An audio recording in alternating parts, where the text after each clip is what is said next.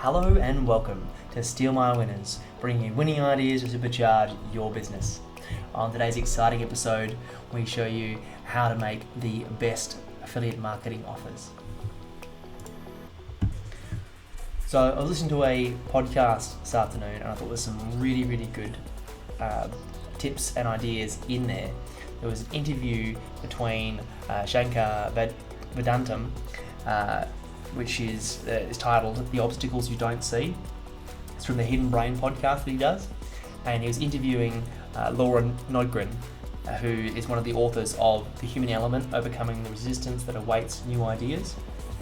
And the main concept is that he was describing the benefits of tackling obstacles rather than tackling the offer. People can throw money at the offer, they can make it more appealing, they can try and throw more and more positive spins on things, reduce the price of offers to make them more attractive to customers. But a lot of that doesn't move the needle very much in a lot of cases. And in fact, it's actually the negative obstacles people are coming up against when they try to purchase a product that actually will, if you can remove those, will actually move the needle the most and make people more likely to buy. I'll put some links in the comments below as well, just if you want to go check those resources out as well. So this probably going to take about 5 minutes just to go through the bullet points of what I gained from the podcast. It's about 50 minutes in length if you want to check out the full thing, which I said I'll put in the comments as well. But one of the main ideas is about removing obstacles rather than making the offer better. So one of the examples they give is of a custom couch building company. So they target at sort of millennials, and the idea is you can design a couch completely to your taste. And it was a very popular concept, but they weren't getting people to buy. And one of the main reasons was they had this lovely couch that they wanted to purchase. But then they realised they had to get rid of their old one, and then they had that massive obstacle and they decided not to go ahead with the purchase. And when they did the research and found out that that was the problem, then they incorporated a furniture removal element to the offer and removed the old couch. And then as soon as they did that, their sales went through the roof. So another example that was given in the book as well is about testimonials and getting feedback. So a lot of times people will do that at the end of a course or an offer, and people will be like, oh yeah, I'll just do it tomorrow, I'll do it the next day, and then it just never gets filled out. So one of the pieces of advice that Lauren gives is to actually get them to fill it out during the sales process. Or in his example, it was actually for him to get feedback from his students.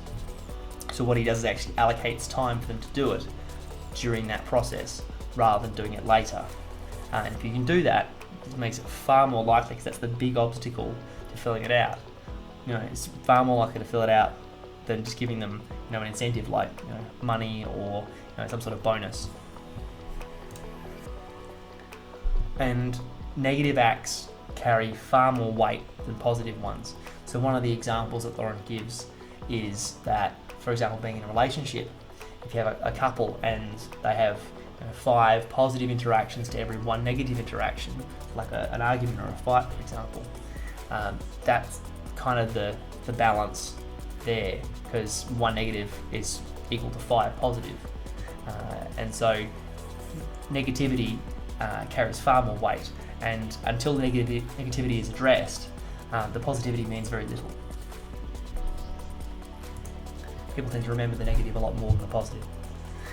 So finding the hidden frictions that are holding people back, it's a process of discovery, and one of the best questions to ask is why? Why are they not purchasing things? Particularly, like, for example, you have your abandoned cart sequence, people get to the point of being at the checkout, they're about to buy, and all of a sudden they decide not to. So getting that feedback is really useful. So having that abandoned cart sequence where you send out an email to the customer, finding out why they didn't purchase, surveys, any sort of customer feedback, you can get people involved in the process. So the second point here is to get customers involved in the discovery process.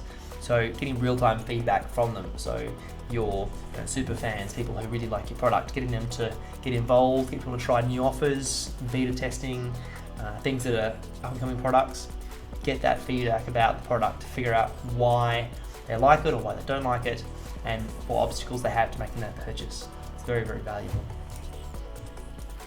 So one of the examples that Ron gives towards the end of the podcast is about his grandfather, who is sort of in his 90s, is getting beyond an age, and he's always been very anti-mobile phone.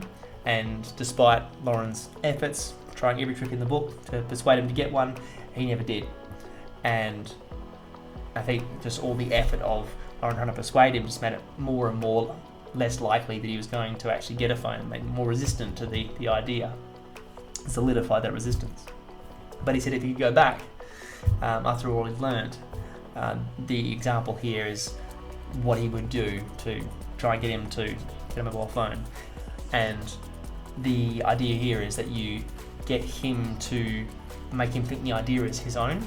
So the example is you get him to say, oh, a friend of mine is looking to buy a mobile phone, they're about your age, I'd like you to come with me and look at the phones and see which ones you think would be a really good fit for them. And so getting them involved in that purchasing product process and getting them to actually see the positives of the product, of the mobile phone, makes him far more likely to want to get one himself and be open to the idea. So it's quite a useful persuasion tactic. So if you like what you saw today, hit the like button, hit subscribe for more, hit the bell for the latest, and if you've got any other comments that you'd like to throw in the comment section, ask us any questions about today's content or any other things you'd like me to go through, I'd be more than happy to do some more videos. And thanks for your time, and we will see you on the next one.